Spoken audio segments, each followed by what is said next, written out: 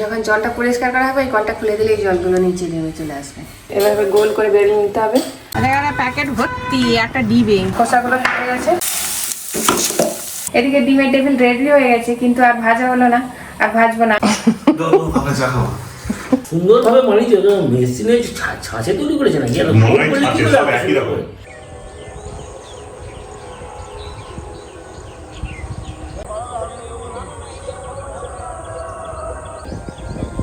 ওই যে দূরে শামকল বসে আছে, ওরা খুব চালাক, কাছে গেলেই ফুরুত করে উড়ে যায়।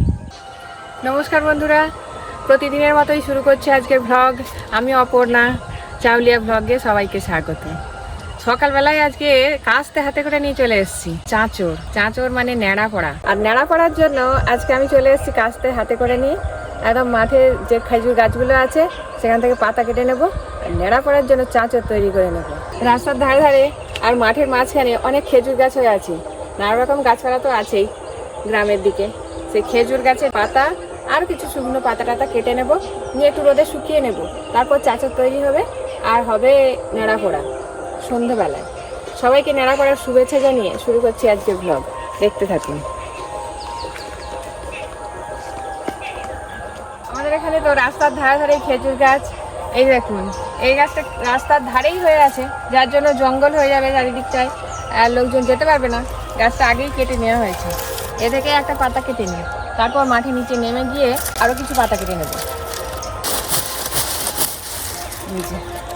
একটা পাতা কাটা হয়ে গেল, এখনও অনেক পাতা চাই।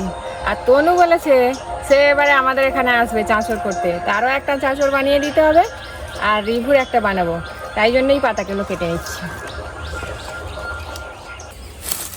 এই যে আরও একটা কেটে নিলাম, এবার মাঠে নেমে পড়বো। ওই যে মাঠে দেখছি কয়েকটা গাছ আছে, সেই গাছগুলোর কয়েকটা পাতা আবার শুকনো হয়ে গেছে, সেই সব পাতাগুলোও বেশ ভালো জ্বলবে, তাই জন্য কটা কেটে নিই। এখানে ঘাসে আগুন দেওয়া ছিল, এই গাছটা শুকনোই হয়ে গেছে ওই আগুনের ঝলক লেগে, কিন্তু এখনো ভালো আছে, এগুলো কেটেই নিই।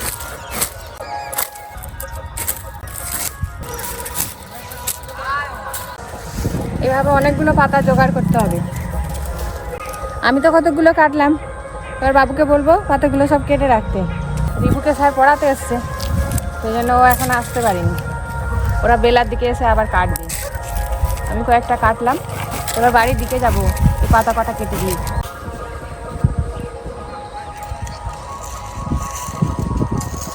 সবগুলো এখন কাটতে গেলে হবে না, সকালবেলায় অনেক কাজকর্ম আছে, সেই কাজকর্ম কয়েকটা সেরে নিয়ে আসবো পাতা কাটতে।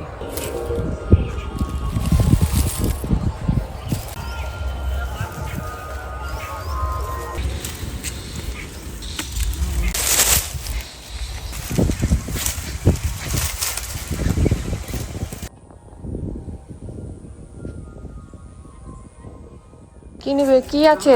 প্যাটিস, প্যাটিসটাই নিই আজকে। কেন চা? এটা কি প্যাটিস সকালে নিলাম।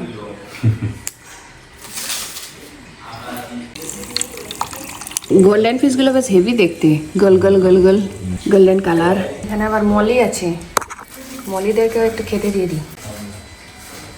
হেভি সিস্টেম করেছে, যে এখানে কল লাগিয়েছে, যখন জলটা পরিষ্কার করা হবে এই কলটা খুলে দিলে এই জলগুলো নিচে নেমে চলে আসবে। আজকে মেঘ করে আছে মনে হয়, দেখো। লঞ্চ চলবে তো, কুয়াশা আবার লঞ্চ চলে। ফুলকপিটা তো ভালো করে কেটে কুটে নিয়ে রান্না বসিয়ে দিয়েছি। ফুলকপি আর আলু ভেজে সেদ্ধ করে নিয়েছি, এবার মশলা করে নিচ্ছি। এখানে পেঁয়াজ, আদা, রসুন আর টমেটো কড়ার মধ্যে দিয়ে দিয়েছি, লবণ, হলুদ গুঁড়ো, ঝালের জন্য লঙ্কা গুঁড়ো। মশলা একদম ভালো করে কষানো হয়ে গেছে, সেদ্ধ করে রাখা সবজি দিয়ে দেবো। সব শেষে একটু গরম মশলা গুঁড়ো দিয়ে দেবো। হেলমেট পরে সাথে পাচ্ছি, ছোট তো দারুণ পড়ছে গো। পরীক্ষা আছে। ও আচ্ছা, আজকে পরীক্ষা না? আজকে জিকে ক্লাস টেস্ট। হ্যাঁ।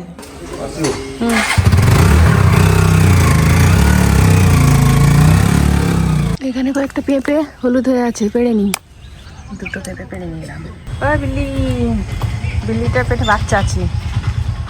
এদিকে ভাতের জন্য রান্না বান্না করে নিচ্ছি, আলু ভাজা করেছি আর মুগের ডাল করছি।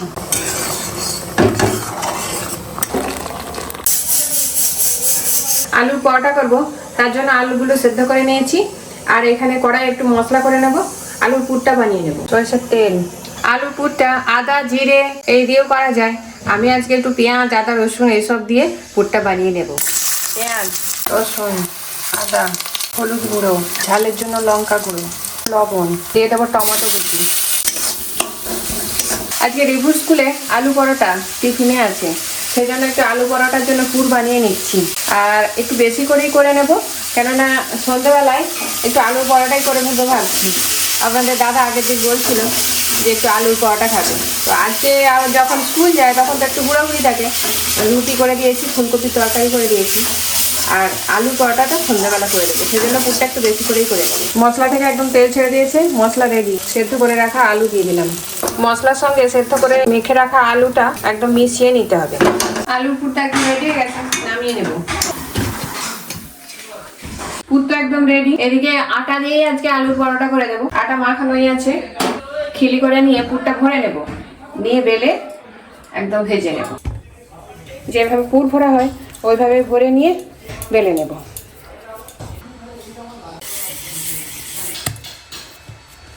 এভাবে গোল করে বেলে নিতে হবে। আর পুরটা কিন্তু ভেতরে দেওয়া আছে, তাই বেশি পাতলা করলে হবে না, একটু মোটাই হবে। এদিকে তো একটা ভাজতে দিয়ে দিলাম, রিতমের জন্য একটা আর রিভুর জন্য একটা, এই দুটোই বানিয়ে নেব। এবার তেল দিয়ে দেবো। কি সুন্দর ফুলে ফুলে উঠছে। আলুর পরোটা একটা হয়ে গেল।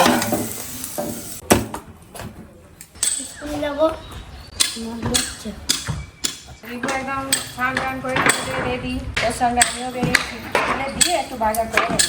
মুদিখানা দোকানে রিভু নে দাদাই নে গেট লাগাবো।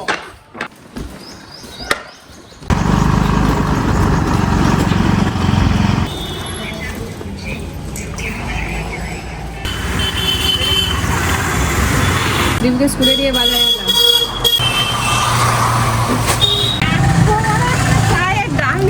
আজকে প্রত্যেকবারে কম কম কম কম নিয়ে যাই, একটা প্যাকেট ভর্তি একটা ডিবে। 550 টাকায় একটা যা 2.5 কিলো ওজন হয়ে গেল বাজার। এক বড় ডিবে 2.5 কেজি চা বাজার করে হলো। এবার যা যাক, বাজার করে চলে এলাম। কত কি জিনিস, সব থেকে মজার জিনিস হলো এই এত চা একসঙ্গে কিনে আনলাম। খাদ্য হ্যাঁ কালকে বলছিল বাবা না, আজকে তো রিভু টিফিন।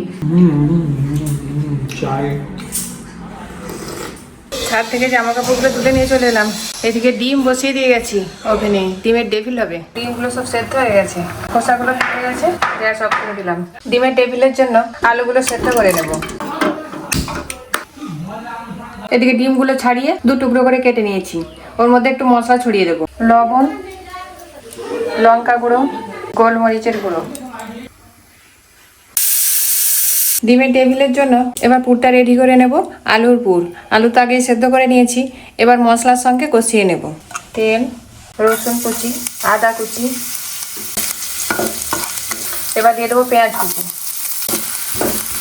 হলুদ গুঁড়ো, ঝালের জন্য লঙ্কা গুঁড়ো, জিরে গুঁড়ো, ধনে গুঁড়ো, সেদ্ধ করে রাখা আলু দিয়ে দেবো, গরম মশলা গুঁড়ো, পরিমাণ মতো লবণ, শুকনো খোলায় ভেজে গুঁড়ো করে রেখেছি কিছু গোটা মশলা, শুকনো লঙ্কা, ধনে আর জিরে, দিয়েছে একটু মৌরি। এই মশলাটাও দিয়ে দেবো, ধনে পাতা কুচি। এবারে আলুগুলোকে ম্যাশ করে নেব ডাল ঘাটার সাহায্যে। আলুটা একদম সুন্দরভাবে ম্যাশ করে নিয়েছি, আলুর পুরো একদম রেডি। এই প্লেটের মধ্যে তুলে নেব। এবার আলুর পুরটা ঠান্ডা করে নেব। এবার 2টো ডিম ফাটিয়ে নেব। লবণ, গোলমরিচ, কর্নফ্লাওয়ার 1 চামচ, ডিম, কর্নফ্লাওয়ার, লবণ আর গোলমরিচের গুঁড়ো একসঙ্গে মিশিয়ে নিলাম। ব্রেড ক্রাম্ব নিয়ে নিলাম, একটু বড় বড় অংশ আছে সেইগুলোকে গুঁড়ো করে নিচ্ছি। আলুর পুরটা ঠান্ডা হয়ে গেছে, এবার গোল গোল করে নিয়ে একটু চ্যাপ্টা করে নেব। তার মধ্যে ডিমটা বসিয়ে দেবো, এইরকম বসিয়ে দিলাম। এবার উল্টো দিক থেকে আলু দিয়ে মুড়ে দেবো, এবং ডিমের মতোই শেপ করে নেব। ডিম আর কর্নফ্লাওয়ারের মিশ্রণের মধ্যে দিয়ে দেবো, কোট করে নেব, 2বার কোট করব। ব্রেড ক্রাম্বস দিয়ে কোট করে নেব, আবার একবার ডিমের মধ্যে দিয়ে দেবো। এবার ব্রেড ক্রাম্বসে রেখে দিলাম। এইভাবে সব ডিমগুলোকেই এইভাবে কোট করে নেব আলুর পুর দিয়ে। সব কটা ডিমের টেবিল রেডি করে দিলাম। ডিমের টেবিল রেডি করতে করতেই রীতম স্নান টান করে বেরিয়ে পড়েছে, স্কুল যাবে। ওকে একটু ভাত বেড়ে দেবো। বেরোচ্ছে, খেয়ে দেই। অল্প একটু ভাত খেলো, পরোটা খেয়েছিল, খিদে হয়নি। আমি যে ডিমের টেবিল করছিলাম, তাহলে এখন আর করবো নি, ওরা এলে তারপরে করবো। বিকালবেলা চায়ের সময় খাবি। যাচ্ছি।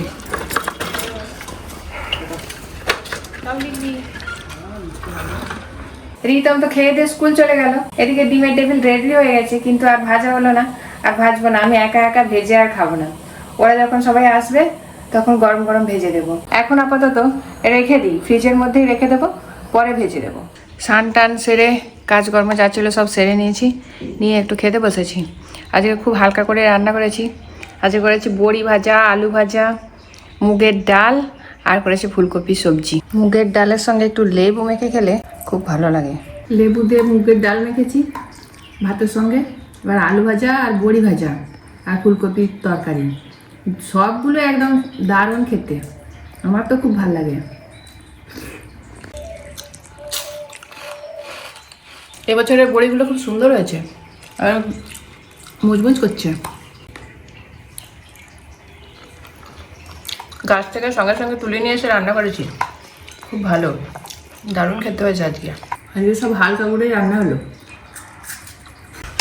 কার ইরেজার এগুলো? আমাদের তো। এগুলো বোনের? হ্যাঁ, ব্যাগ করে নিয়ে স্কুল গেছিলি? বোনের এতগুলো ইরেজার তোর কাছে কি করে? নিয়েছিলাম। দুই ভাই, দুজন এইবার ফিরছে। একজন খেলতে থেকে ফিরছে আর একজন স্কুল থেকে। সূর্যটা একদম গোল চাঁদের মতো হয়ে গেছে। মেঘ করে আছে বলে সূর্যের এত জ্যোতি নেই। কি কি হল? এগুলো ডিমের টেবিল ভাজা করবো। আবার কি রে? আর একজন দেখ।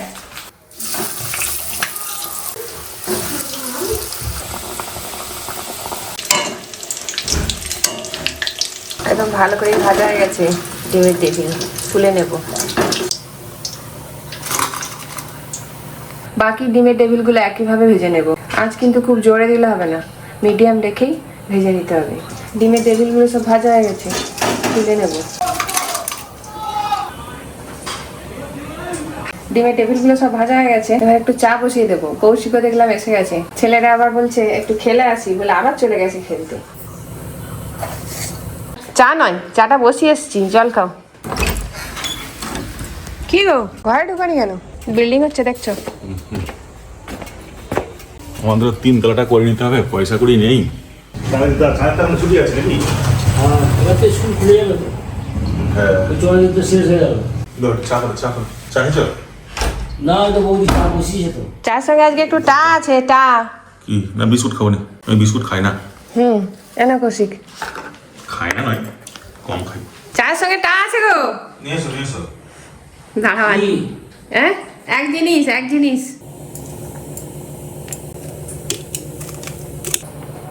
এই যে এক জিনিস। ওরে দাও, হাত ধুই দাও, আমরা চা খাবো।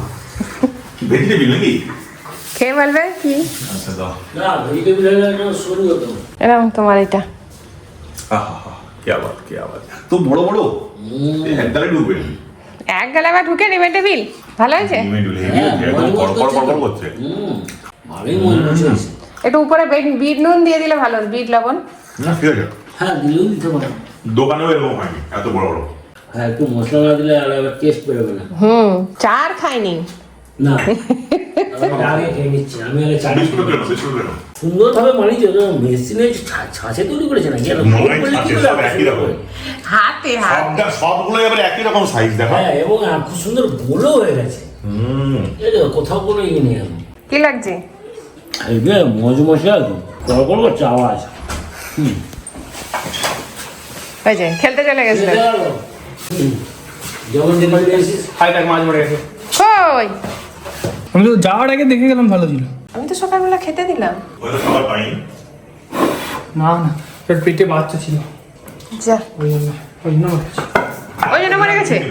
বাচ্চা পেটে বাচ্চা থাকে?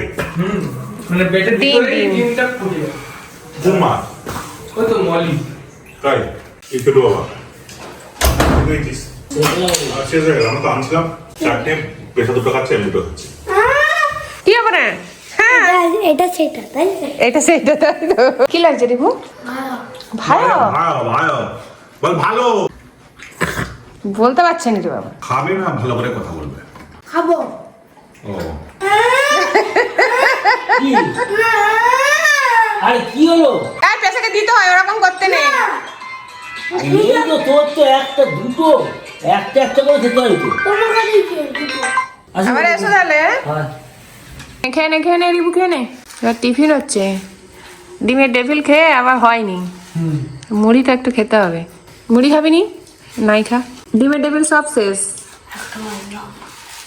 রিভুকে নিয়ে একটু পড়াতে বসেছি, রিভু পড়তে বসেছে, স্কুলের পড়া সব বাকি সেরে নিচ্ছে।